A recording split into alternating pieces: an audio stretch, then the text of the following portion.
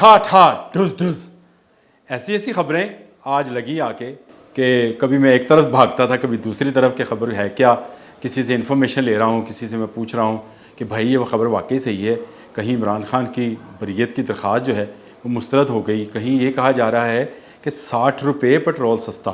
अब आप ही बताएं। और फिर कहा गया कोरोना आ गया कौमी असम्बली के अंदर। अवैस खान लगारी ने आज एक अच्छा बहाना ढूंढा उन सवालों से बचने के लिए जो पानी और बिजली पे किए जाने थे। अवैस खान लगारी जब आए तो उन्होंने मास्क पहना हुआ था। पूछा कि आपने मास्क क्यों पहना, तो उन्होंने कहा जी मैं जो है मुझ पर कुछ सिम्टम्स थे कोरोना के, इसलिए मैंने जो है मास्क पहना और मैं अभी अपना टेस्ट करा के आया हूँ, लेट आने की वजह भी यही है। जिस पर उन्होंने कहा गया कि आप डरा रहे हैं शायद। अली मीन गंडापुर ने खामोशी तोड़ दी। वो जो 7 घंटे या 8 घंटे गुजार कर आए थे, जिसका किसी को कुछ पता नहीं है कि वो कहाँ गुजार कर आए थे। सिर्फ ये एक बयान आया था उनके भाई की तरफ से कि वो कुछ अहम मीटिंग्स कर रहे थे। एक बात उन्होंने ऐसी की जो वाकई में फेडरेशन पर हमला है और रियासत पाकिस्तान की रिट को चैलेंज किया है। उन्होंने कहा कि मैं दहशत गर्दी के हवाले से अफगानिस्तान से मुज़ाकरात करूँगा। ये कानून है कि कोई सूबा जो है किसी दूसरे मुल्क के साथ वफाक की इजाज़त के बगैर मुज़ाकरात नहीं कर सकता, लेकिन अली मीन गंडापुर से कुछ भी जो है वो तवक्को की जा सकती है। फिर ऊपर से आज गंडापुर साहब भी बोल पड़े। उन्होंने कहा मैं अफ़गानिस्तान से जो है ख़ुद मुज़ाकरात करूँगा दहशत गर्दी के हवाले से। ख्वाजा आसफ़ ने भरपूर जवाब दे दिया। उन्होंने कहा जी कि ये तो रियासत को चैलेंज करने वाली बात है। तो इतनी ख़बरें होने के बावजूद मतलब मुझे समझ नहीं आती थी कि बात कहाँ से शुरू करूँ, लेकिन आप तक तो आना था, आप तक ख़बरें पहुँचानी है। बारी बारी सारी ख़बरों पर तबसरा करूँगा। बोलता कॉलम के साथ मैं हूँ आमिर रज़ा ख़ान।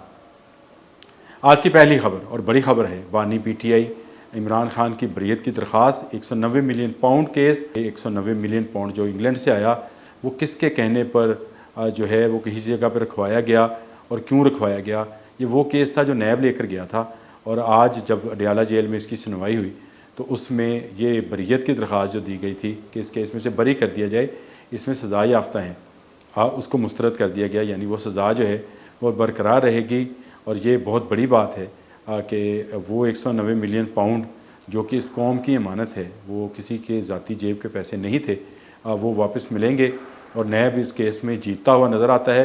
गो अब कहा गया है बानी PTI के वकला को कि वो नैब के तफ्तीशी अफसरान से जो है जिरा कर सकते हैं, लेकिन अब ये जिरा चलेगी। जो दरख्वास्त थी वो मुस्तरद हो चुकी और ये खबर बहुत बड़ी है। दूसरा अब आ जाए 60 रुपये पेट्रोल सस्ता होने वाली खबर पर। तो 60 रुपये वाकई में सस्ता हो रहा है, ये कोई ऐसी बात नहीं है। आज कौमी असम्बली में मुसद्दिक मलिक जो कि वज़ीर हैं तेल के, और उन्होंने जो कहा, उन्होंने कहा कि मई से लेकर अब तक जो है 47 रुपये 85 पैसे जो है पेट्रोल सस्ता हो चुका है। और आज की खबर है तकरीबन 12 रुपये पेट्रोल मज़ीद सस्ता होने जा रहा है। यानी अगर इसको देखा जाए तो 60 रुपये के करीब पेट्रोल जो है मई से लेकर अब तक सस्ता होगा।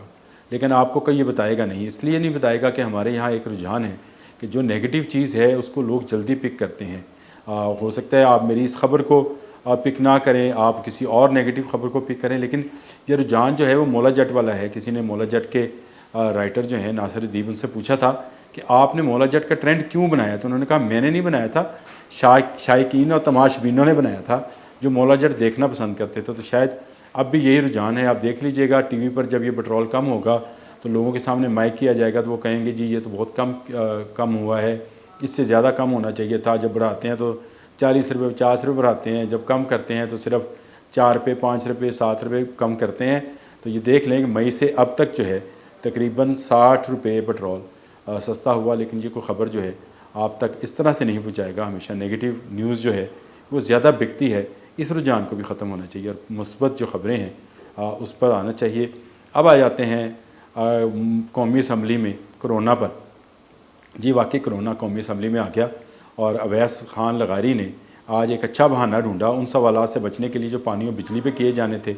अवैस खान लगारी जब आए तो उन्होंने मास्क पहना हुआ था। डिप्टी स्पीकर उस वक्त चेयर पे थे। उन्होंने पूछा कि आपने मास्क क्यों पहना, तो उन्होंने कहा जी मैं जो है मुझ पर कुछ सिम्टम्स थे कोरोना के, इसलिए मैंने जो है मास्क पहना और मैं अभी अपना टेस्ट करा के आया हूँ, लेट आने की वजह भी यही है। जिस पर उन्हें कहा गया कि आप डरा रहे हैं शायद।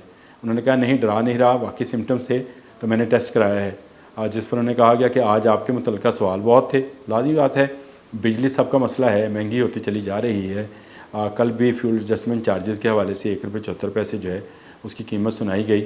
और अब जो सवालात थे ان کو اٹھانے کے بجائے انہوں نے کورونا کا بہانہ کیا، یا سچ ہے، لیکن ان کو فوری طور پہ خال سے نکل جانے کا کہا۔ جاتے جاتے عمر ایوب سے ہاتھ ملانے لگے تھے، عمر ایوب نے بھی ہاتھ آگے کیا تو اویس لغاری نے ہاتھ کھینچ لیا کہ جی مجھے ہو سکتا ہے کورونا اور آپ تک نہ پہنچ جائے۔ تو اس وقت کورونا کی گونج جو ہے وہ قومی اسمبلی میں سنائی دے رہی ہے۔ اب آ جائیں، علی امین گنڈا پور نے خاموشی توڑ دی۔ وہ جو 7 گھنٹے یا 8 گھنٹے گزار کر آئے تھے، جس کا کسی کو کچھ پتہ نہیں ہے کہ وہ کہاں گزار کر آئے تھے، خود ابھی تک انہوں نے بھی کوئی اس طرح کا بیان نہیں دیا کہ انہوں نے یہ 8 گھنٹے کہاں گزارے۔ صرف یہ ایک بیان آیا تھا ان کے بھائی کی طرف سے کہ وہ کچھ اہم میٹنگز کر رہے تھے، کن کے ساتھ میٹنگز تھی کسی کو کچھ پتہ نہیں ہے۔ اب وہ خود غائب ہوئے تھے یا کہیں لے جائے گئے تھے، لیکن آج ان کا جو لب و لہجہ تھا وہ نرم تھا، اور انہوں نے آج یہ کہا بھی کہ میں اپنی آواز دھیمی کر لیتا ہوں، لیکن میرا موقف جو ہے میں اس پر ڈٹا ہوا ہوں، اور میں عمران خان کے ساتھ ہوں، بانی پی ٹی آئی کے ساتھ ہوں۔